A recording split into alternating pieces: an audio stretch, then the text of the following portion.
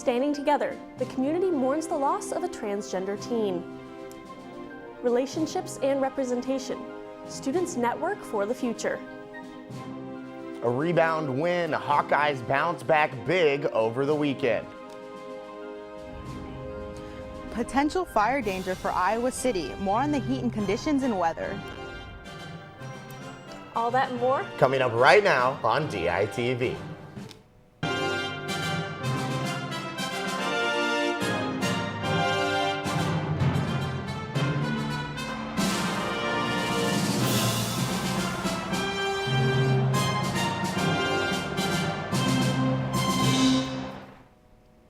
Good morning from Iowa City. It is Monday, February 26th. I'm Kara Doolin. And I'm Michael Merrick.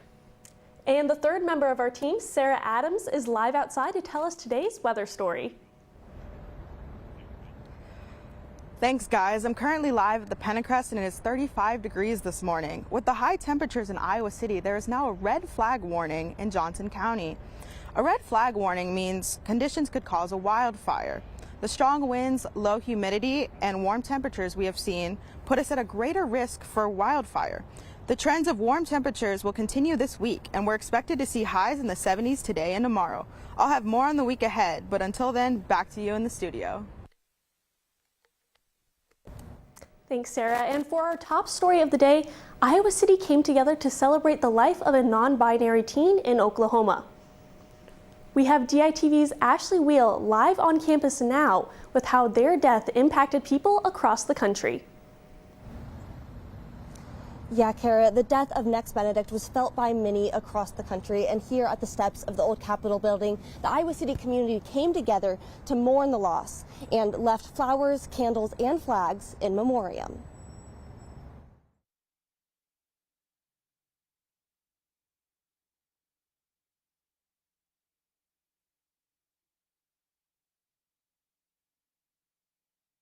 It's a disgusting feeling. It feels disgusting knowing what happened to that poor kid, that poor kid. At the vigil, the story of Next Benedict, a 16-year-old non-binary teenager who died after a physical fight in their high school bathroom. It happens more than you know. And it's just, this one's particularly hitting because it happened in a school that are supposed to be safe spaces.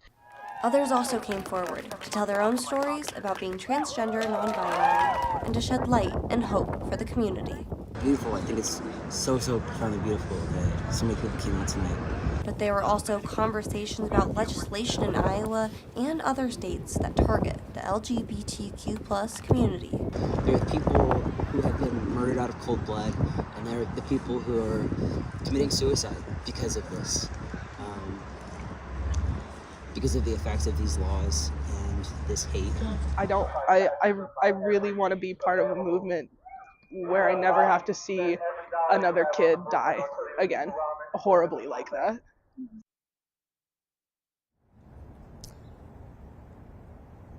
There are currently 7 bills still in the Iowa legislature that, according to activists, say could affect LGBTQ+ rights. There was originally 40 proposed this session. Live from the old Capitol building, Ashley Wheel, DITV.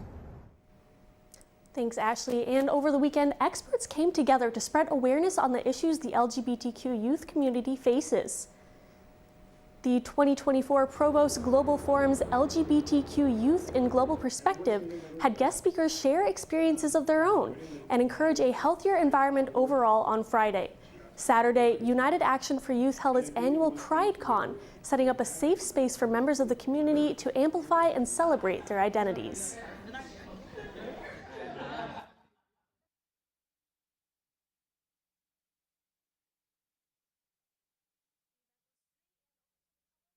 This is why we connected with United Action for Youth, to provide a space for kids to come, to be seen, to have their identities validated, and for all of us to really, truly celebrate simply who they are. The event was free and open to the public, but was specifically targeted for the LGBTQ youth as a way for them to connect with others in their community. Engineering students, faculty, and other organizations were given a chance to show off their creative side in a unique way. DITV's Assistant News Director Johnny Valtman has more on the competition. University of Iowa engineering departments and other organizations created par 3 mini golf holes to show off their designs to the community. The amount of creativity that goes into little competitions like these are just always incredible, and just seeing what everyone comes up with is just always fun and unique. And if a hole wants to take home first place, it truly has to be a hole-in-one.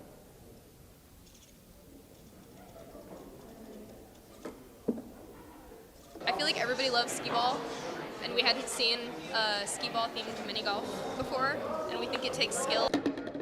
Using what they've learned in class, the teams were able to bring their designs to life. The public was able to vote for their favorite, and judges graded the holes off of the technicalities of the course and the creative execution. So we're taking heat transfer right now, so the BioBot pertains to the equations that we use in heat transfer. Solar panels, they pertain to electricity, and we've taken electrical circuits, and then the windmills. The engineering library took home first place, Continental Crossings placed second, and shared the People's Choice Award with civil engineering. Groups who participated enjoyed the competition and the opportunity to show off their skills.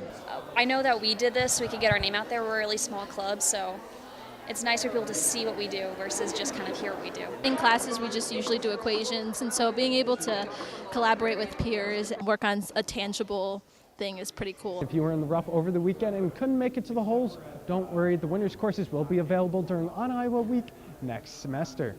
From the Siemens Center, Johnny Valtman, DITV. Nikki Haley's home state held the nation's third primary on Saturday, and we have DITV's Jace Bertrand live in the newsroom with more on the results and what they mean for the presidential election. Thanks, Kara. Former President Donald Trump swept the South Carolina contest on Saturday, beating former UN Ambassador Nikki Haley by nearly 20%. Trump has dominated the primary and caucus season so far, and this defeat is a harder hit to Haley's campaign, being her home state where she was governor for 6 years. Many Republicans are now calling for her to drop out of the race. However, Haley is firm in her decision to stay in.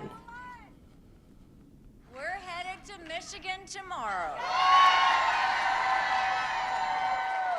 And we're headed to the Super Tuesday states throughout all of next week. Haley will stay in the race until at least March 5th for Super Tuesday, when a majority of states will be holding their primaries and caucuses. Back to you, Kara. Black in Business held their 8th annual networking dinner over the weekend. DITV's Kayla Smith has more on how this event worked to influence young Black professionals.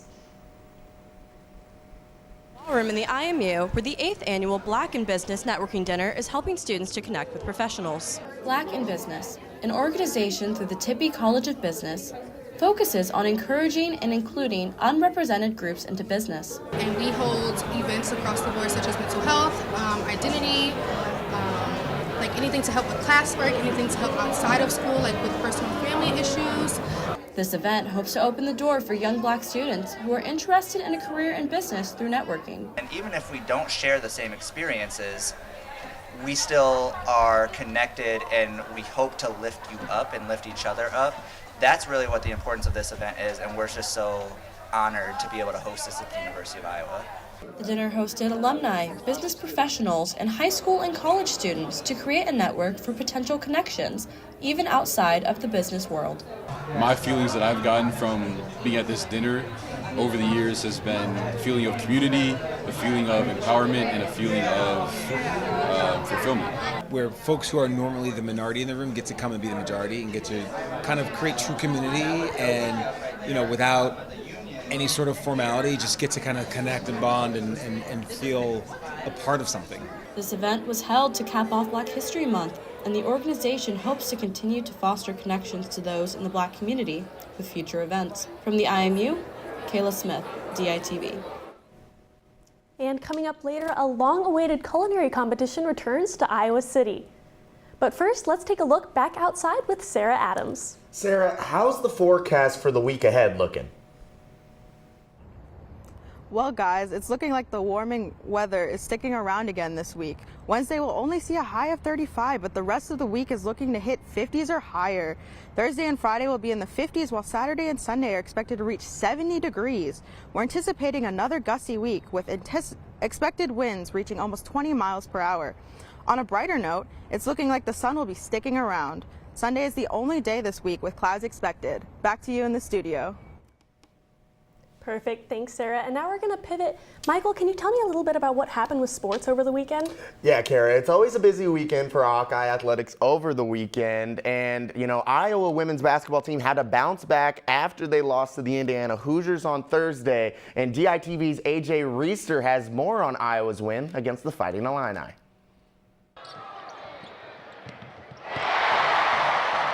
The Iowa Hawkeyes bounced back in a big way today, defeating the Fighting Illini 101-85. And yes, Caitlin Clark did something special again. Earlier this week, she was held to just a double-double, 24 points and 10 rebounds. And today, she had her 16th career triple-double. On top of all that, 4 different Hawkeyes scored in double digits.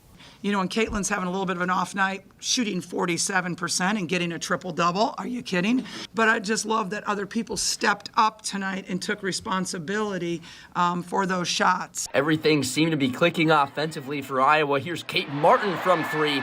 She finished with 13. Kylie Fierbach hit a career-high 3 3-pointers on her way to 9 points. Sita Fulter even got on the scoring train, knocking down a 3 on her way to 8 points. The last 2 road games for Iowa have been losses, but they've bounced back from both in big ways in front of their home crowd. But after next week's game against Ohio State, it'll be mostly neutral site games the rest of the way. However, they don't seem too nervous about these upcoming environments. Honestly, that was kind of something that was mentioned after we lost to Indiana. We're not intimidated by any environment, whether it's people cheering for us, people cheering against us. Like, I feel like our team has enough experience in those ways, but it never hurts to have people cheering for you. Iowa will now travel to the home of the Big Ten tournament and battle with the Golden Gophers on Wednesday before College Game Day comes to town for a top-ranked matchup with the Buckeyes next weekend. From Carver Hawkeye Arena, AJ Reister, DITV Sports. And another electric performance was for the women's wrestling team over the weekend as the Hawks dominated in the regionals. DITV's Colin Carruthers and Elise Gann have more on the championship. After a stellar season, the Iowa women's wrestling team headed to Indianola, Iowa to compete in Region 5 of the regional championship. Yeah, that's right, Elise. And after a full day of wrestling here, I'd say they have a lot to celebrate. 15 of Iowa's wrestlers participated in the regional tournament. To advance to nationals, they must finish top 4 in their respective weight class, something that each Hawkeye achieved. This included 6 first-place finishes, 5 second-place finishers, 2 third-place finishes, and 2 finishing in 4th place. All of this success added up to Iowa becoming regional champions. It's not just, you know, them wrestling and they're wearing Iowa. They put in the work. They know that, you know, it's bigger than themselves. So.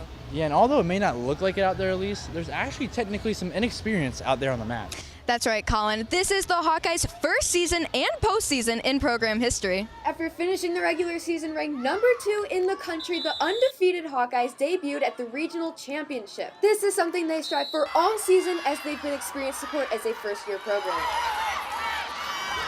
I feel so much gratitude because it's a culmination of the support that we have, you know, because we know we got nationals and it's gonna be a tall task. You know, we got a bunch of tough teams out there, a lot of tough competitors.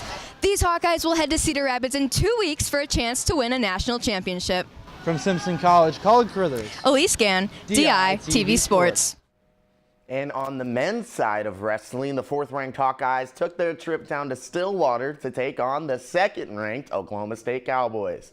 And the 2 historic programs went back and forth to start off until Jared Franick got the win at 157 to give Iowa the 9-6 lead. They would hold on to that lead for the rest of the duel and win 22-9.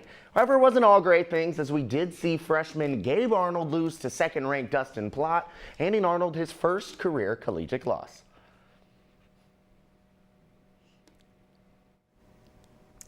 Tonight, the 14th annual Top Chef Downtown returns to Iowa City. This event brings together chefs from local restaurants and local mixologists to prepare their signature dishes and cocktails. The title of Top Chef will be awarded by a panel of culinary experts, and there will be a People's Choice category that guests can vote on. This event will be held at the Graduate Iowa City from 5 p.m. to 8 p.m. Thank you for joining us online or listening on KRUI 89.7 FM. We're live in Iowa City every Monday, Wednesday, and Friday, and anytime at thedailyiowan.com. For Sarah Adams, Michael Merrick, and I'm Kara Doolan. See you again on Wednesday morning right here on DITV.